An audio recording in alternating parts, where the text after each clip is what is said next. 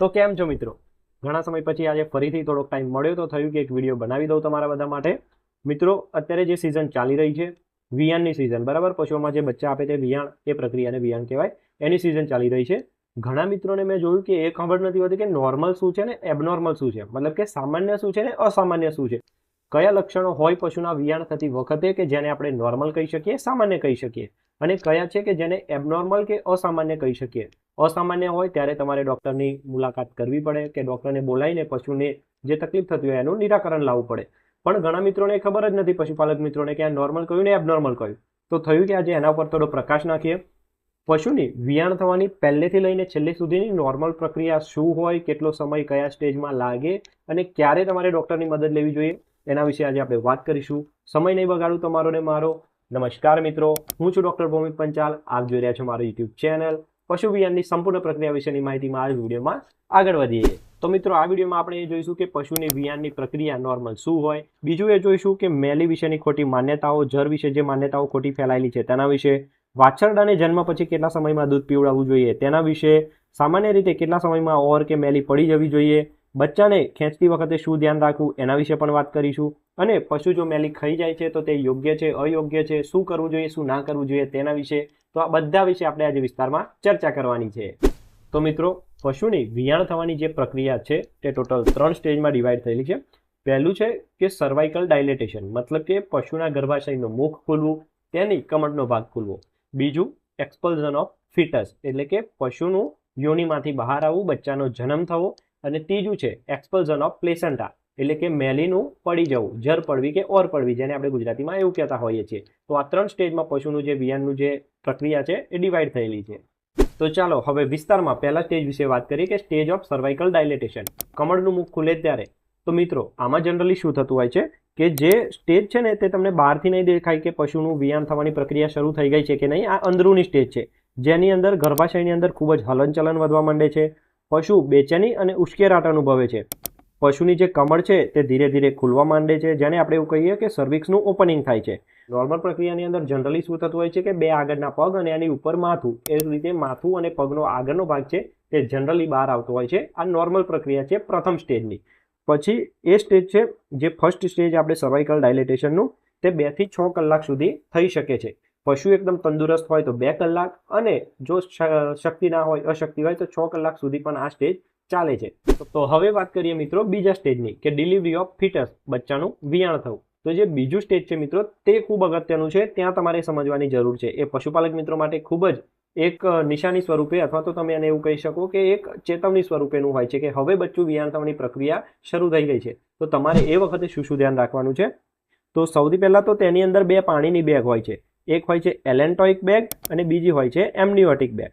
હવે જે લારી પડી આપણે એવું કહેતા હોઈએ છીએ ને, એ એલેન્ટોઇક બેગમાંથી આવતી હોય છે, અને જે પાણી જેવું પ્રવાહી જેવું બહાર આવે એ એમનિયોટિક બેગમાંથી છે. તો આ બીજા સ્ટેજનું પહેલું ચરણ છે કે જેની અંદર 2 થેલીઓ કે 2 પાણી ભરેલી બેગ છે તે રપ્ચર થાય છે અને પાણી બધું બહાર આવે છે. જ્યારે બીજા સ્ટેજની શરૂઆત થાય ત્યારે પશુ ખૂબ જ જોર કરે છે, એકદમ તાણ કરે છે, ખેંચે છે પોતાના શરીરને, ઉઠક બેઠક કરે, બેચેની અનુભવે, ઉશ્કેરાટ અનુભવે, પાછળના કે આગળના પગ પછાડે, મોઢું ખુલ્લું રાખીને શ્વાસ લે, બળ કરે. બહુ જ મેક્સિમમ એનાથી જેટલું થતું હોય એટલું જોર પશુ કરવાનું ટ્રાય કરશે બીજા સ્ટેજની અંદર. જ્યારે ખૂબ જ જોર કરશે પશુ, ત્યારે તે બચ્ચું છે એના 2 આગળના પગ અને માથું તે નોર્મલ રીતે બહાર આવવાનું શરૂ થતું હોય છે. આ જે બીજું સ્ટેજ છે તે 60 થી 70 મિનિટ સુધીની પ્રક્રિયા છે, એટલે કે કલાક કહી શકાય, અથવા તો સવા કલાક, બરાબર. આટલા કલાકની માટેનું આ સેકન્ડ સ્ટેજ છે. પછી જ્યારે ટોટલી પશુ પોતાનું પૂરેપૂરું બળ લગાવી દે ત્યારે પશુનું જે બચ્ચું છે તેનો જન્મ થતો હોય છે. બચ્ચું ફિટસ યોનિમાંથી બહાર આવે છે અને બચ્ચું જન્મ લે છે. હવે વાત કરીએ ત્રીજા સ્ટેજ વિશે, કે એક્સપલ્ઝન ઓફ પ્લેસેન્ટા, એટલે કે મેલી પડવી, જર પડવી, એના વિશે. જ્યારે વિયાણ થઈ જાય એના પછી ધીરે ધીરે જે કમળ કે ગર્ભાશય ખુલ્યું હોય એ પોતાની મૂળ સ્થિતિમાં સંકોચ આવવાનું પાછું શરૂ થાય છે. ધીરે ધીરે કમળ બંધ થવાની શરૂ થાય છે. એ સમયે મેલીનો પડવાનો સમય હોય છે, ત્યારે મેલી પડી જવી જોઈએ. ગર્ભાશયનો બગાડ ધીરે ધીરે બહાર આવવા લાગે છે અને ગર્ભાશયની સફાઈ થવા લાગે છે. જો પશુ મેક્સિમમ તંદુરસ્ત હોય સારું એવું, તો 2 થી 8 કલાકની અંદર મેલી પડી જતી હોય છે. કોક કેસમાં તમારે 8 થી 12 કલાક સુધી ના પડે તો રાહ જોવી જોઈએ. પણ જો 12 કલાકથી પણ વધારે સમય વિયાણને થઈ ગયો છે અને મેલી પડી નથી, તો રાહ ના જોઈને તરત જ ડૉક્ટરને બોલાવીને મેલી પડાવી લેવી જોઈએ. તો તમે સમજી ગયા હશો કે વિયાણ થયા પછી તમારે 12 કલાક સુધી રાહ જોવાની છે મેલી પડવા માટે. કોઈ ઉતાવળ કરવાની નથી. 12 કલાક પછી પણ મેલી ના પડે તો જ તમારે ડૉક્ટરનો સંપર્ક કરવાનો રહેશે. મિત્રો, હવે આપણે થોડીક વાત કરીશું કે ખોટી માન્યતાઓ વિશે. ઘણી જગ્યાએ એવું મેં જોયું છે અને લોકો કહેતા હોય છે કે જ્યાં સુધી મેલી ના પડે ત્યાં સુધી એ લોકો બચ્ચાને જે માતાનું દૂધ હોય ખરેટું કોલોસ્ટ્રમ એ પીવડાવતા નથી. બચ્ચાને તરત જ વિયાણ થયા પછી માતાનું દૂધ પીવડાવી દેવું જોઈએ. મેલી કે જર પડવાની રાહ ના જોવી જોઈએ. પડવી હોય તો પડે, ના પડવી હોય તો પડાવી લેવાની, બટ બચ્ચાને તમારે યોગ્ય સમયસર ખરેટું પીવડાવી દેવું જોઈએ. જો યોગ્ય સમય ઉપર તમે એને ખરેટું પીવડાવ્યું હશે તો એટલું જ જલ્દી અને એટલું જ સારી રીતે પશુની રોગપ્રતિકારક શક્તિ બનતી હોય છે.